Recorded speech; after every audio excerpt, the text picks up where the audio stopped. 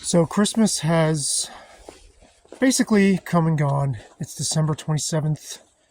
The streets are quiet.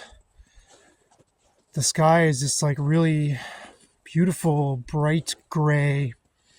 And I'm out here walking, really enjoying the lights, which is something I love to do this time of year. And, as we get further from Christmas, it feels like this exhale, like this air being let out of a balloon slowly. Because, we still have 12 days of Christmas and there's January 6th, but after 60 days, more or less, it's over and everyone has basically had their fill. But I love the lingering stillness. Like if I tilt this over, you might be able to see lights and a Christmas tree in someone's living room. And I just love so much that we together collectively still do this, that people still decorate in spite of it all, in spite of the fact that as a grown-up, it's really hard to locate the magic of Christmas that you felt as a kid. If you ever felt it, I did, consistently. And so finding that magic, even though I'm a parent now, can be challenging. I'm a parent to a youngish child. Oh boy, that's a really beautiful tree right back there. And I love the lights in the windows that look like candles. Those are my favorites, actually. But I do find that magic is attainable. It's just in more subtle ways. It's more in the kind of warm glow of friends, of family, of small gestures.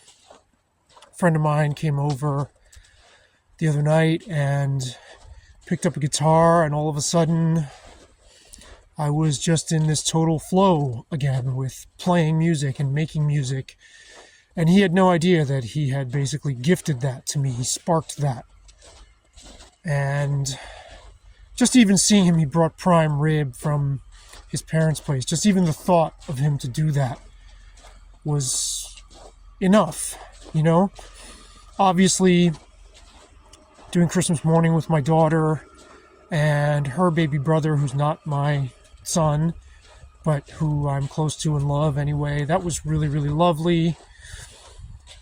I went for a long hike with my daughter, the two of us and the dog. We were out for almost 2 hours and 45 minutes. I can't even put into words how amazing that was, how steadying it was also. And stopped by a friend's place for a little bit, saw her and her mom, met a couple of her relatives, had some Christmas cookies. They insisted on me taking some cookies. I was like, no. I was super full. Things like that you can't put a price on. And that stuff ultimately goes further for me now, even though there's this sense of not competing, but trying to recapture something that I know I once felt. And here's a Christmas tree in this window. Beautiful lights. Let's see. I don't know if it's visible from there. So yeah, I'm really, really, really grateful, but there's this slight melancholy to this time where we're sort of in the comet tail of Christmas and the New Year is approaching and everything is going slower for this next week. For right now, you can hear how quiet the streets are. And it hadn't occurred to me until the other night that a lot of what I feel is actual grief for my grandmother no longer being here. My grandmother's been passed away now for many years, but the sensation, that magical tingle that I always felt as a kid and still feel to a large degree, or to a more sort of, not muted, but more subtle degree, more subdued. But that sensation that gets stirred up every year is very much wrapped up in my mom and grandmother. But I had never stopped to think that, the scent of pine, the way lights twinkle in people's windows, the way the snow falls, it had never occurred to me that part of that is missing her and feeling grief for her absence. And that is also part of this whole ritual. It's invested with this pang that I had never identified, but has always been there since she passed away, and really even before then. And this kind of ache, like, wow, my grandmother would have really appreciated the way those lights look. She and my mom both, when I was growing up, just absolutely loved they were so breathtaking and enthralled by the lights and the decorations and just the whole romance of the whole atmosphere of it. And that's something I definitely inherited and feel very strongly. And let's see, can you catch that? Let's see where, the other way. There we go. That's just one example of what I'm walking past.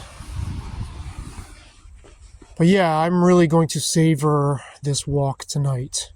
There was a big snowstorm here last night, and it was icy and slippery, and the airport had to close and all that stuff. And now it's perfectly calm and still. And the sidewalks have been plowed. It's not difficult to walk at all. And I just can savor this glow. If you're watching this, I hope you had or are still having or are still able to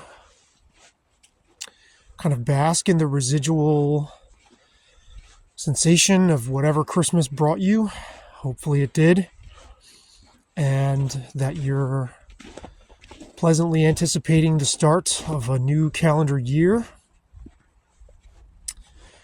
And that if you didn't feel those things, if Christmas did not spark or inspire anything in you that is of the spirit of the season, that somehow you can find that in whatever way you know how. And that a lot of times it's the small things. This is a story I've told a lot, but my brother and I used to have to go to Christmas Eve midnight mass at the church in the Bronx where we both went to elementary school. And of course, taking two kids out on midnight to then have to stay in for a slightly longer service while we're itching to get home, to go to sleep, to open our presents the following morning, we weren't into it. And afterwards, my grandmother would go into the basement of the church, which is also the elementary school, sort of where they did plays and musicals and things like that. And there would be all these elderly people in the church community hugging and shaking hands and warmly wishing each other a Merry Christmas. And there'd be sugar donuts and coffee. And this is now, pushing 1:30 in the morning. And my brother and I are like, oh my God, can we please go home? And we would be trying to rush our grandmother, nudge her to hurry up. And as an adult, as much as I hated that, as much as it was, I guess, unpleasant to have to sit through and wait, it's now my favorite Christmas memory. Because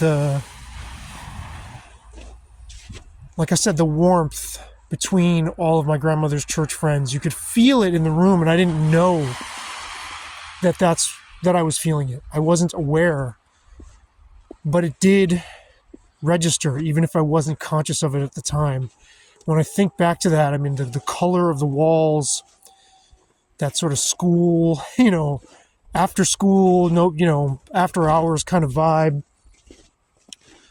and the scent of the paint in the room, and sugar donuts and coffee. It also occurred to me the other day that even though I've known forever that my mom and grandmother, their love of Christmas transferred very powerfully onto me, it hadn't clicked that it was a time when not only I felt loved, I was like, that's really a lot of what this was about, that this sparkle in the air was sparkly and magical and wonderful, but also I felt loved. And then it went beyond that there was just love in the air, period. And I could really see it in my mother and grandmother's eyes, in their faces, this belief in something joyful. And that is priceless. I'll be honest with you, I don't know whether my daughter is picking up on that. She doesn't really love Christmas lights. Not nearly as much as I do. And that's sad for me, but it's also something I just decided, I learned that this year. It's also something I just decided not to push on, because you never know what is going to emerge later as the aspect of this that she remembers and appreciates. Kind of almost feel like leaving a message for her future self in this video, but I'll save that and keep that private. And I'll walk down this other street and enjoy these lights. I love walking down these streets, these beautiful, quiet, tree-lined streets where there's just rows and rows of houses. Like Jeff Tweedy saying, although in a different context altogether. But yeah, from me to you, I hope you have had a lovely holiday. I know I said that already. It's just so much to take in. I just feel so much taking all of this in.